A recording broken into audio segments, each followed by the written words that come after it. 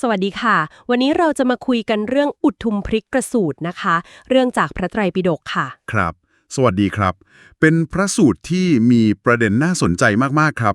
เรื่องเริ่มที่กรุงราชคฤห์มีขหบดีท่านหนึ่งชื่อสันธานนะคะท่านจะไปเฝ้าพระพุทธเจ้า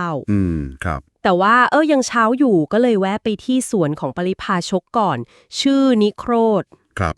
ที่นั่นนี่เป็นแหล่งชุมนุมใหญ่เลย มีบริวารมีคนเยอะแยะไปหมดแล้วก็กำลังคุยกันเสียงดังเลยนะคะแบบว่าเรื่องทางโลกทั่วไปใช่ครับแต่จุดที่น่าสนใจคือ พอสันธานไปถึงเนี่ยทุกคนเงียบลงทันทีเลยหืมเพราะรู้ว่าสันธานเป็นสาวกของพระพุทธเจ้า ซึ่งท่านนิยมความสงบใช่ไหมครับ ถูกต้องค่ะรู้ว่าพระองค์เน้นเรื่องสาระธรรมไม่ใช่เรื่องอึกระทึกแบบนั้นทีนี้แหละครับเรื่องมันเริ่มตรงนี้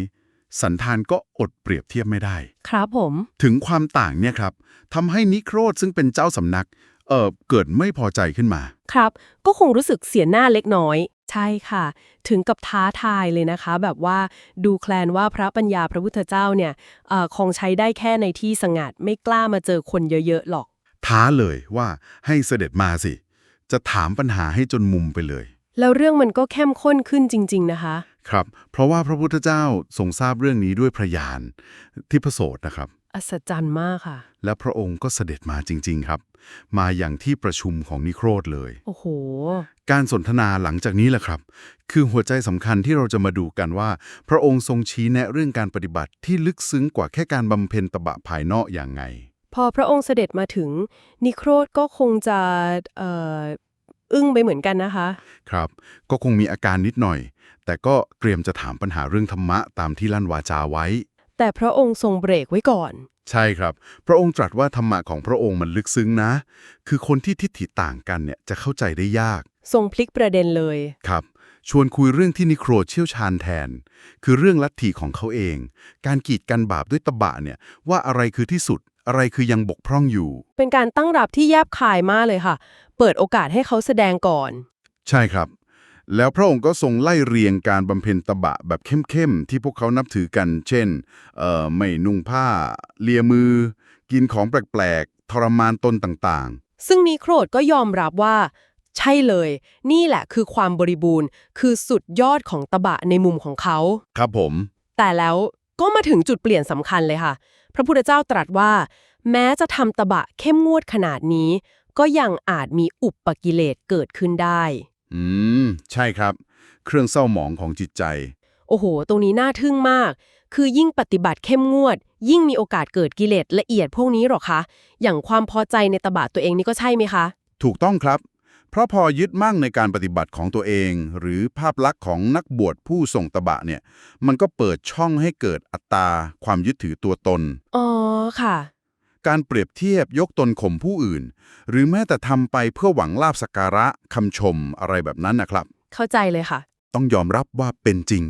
แล้วพระองค์ก็ทรงใช้อุปมาที่น่าสนใจมาก เปรียบเทียบความบริสุทธิ์กับการหาแก่นไม้ ใช่ครับ เริ่มจากสะเก็ดสะเก็ดคืออะไรคะ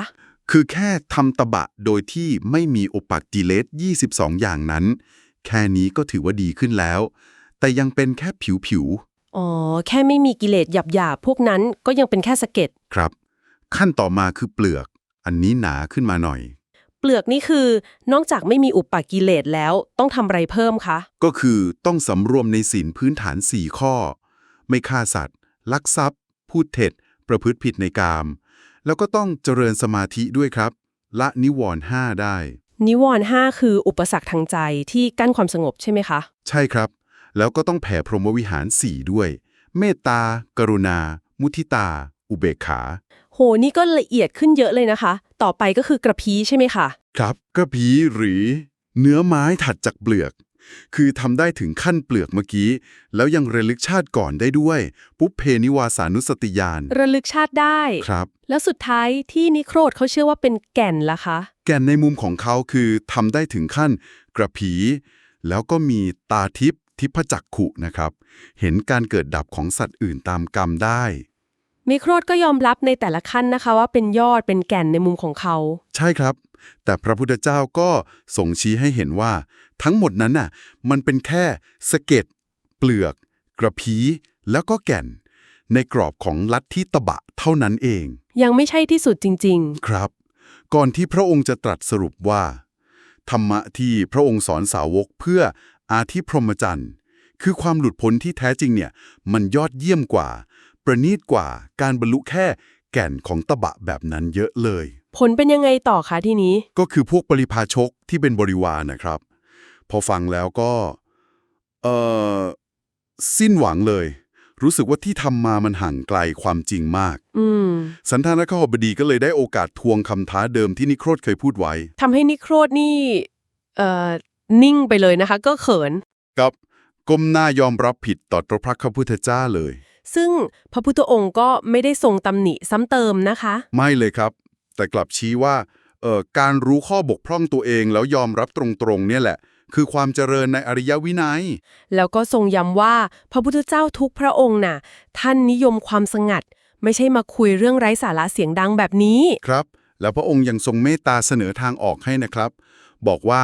ถ้าใครเป็นคนตรงไปตรงมานะ ไม่โอ้อวด ไม่หลอกลวงปฏิบัติตามธรรมที่พระองค์สอนเนี่ย ค่ะ ก็เข้าถึงประโยชน์สูงสุดได้ในเวลาไม่นานเลย อาจจะแค่ 7 วัน หรืออย่างช้าก็ 7 ปี ไม่ได้บังคับให้เปลี่ยนอาจารย์ด้วยใช่ไหมคะ ไม่ได้มีเจตนาอย่างนั้นเลยครับ แค่ต้องการให้ละอกุศล แล้วหันมาทำความดีเจริญกุศลธรรม แต่ น่าเสียดายนะครับ ค่ะ ในพระสูตรบอกว่าตอนนั้นเหมือนมีมารมาดลใจ ไม่มีใครกล้าตอบรับข้อเสนอเลยสักคน พระพุทธเจ้าก็เลยทรงเปล่งสีนาฏแสดงความอองอาจในธรรม แล้วก็เสด็จกลับไป ครับผม สรุปแล้วเนี่ยหัวใจของเรื่องนี้ชี้ให้เห็นว่า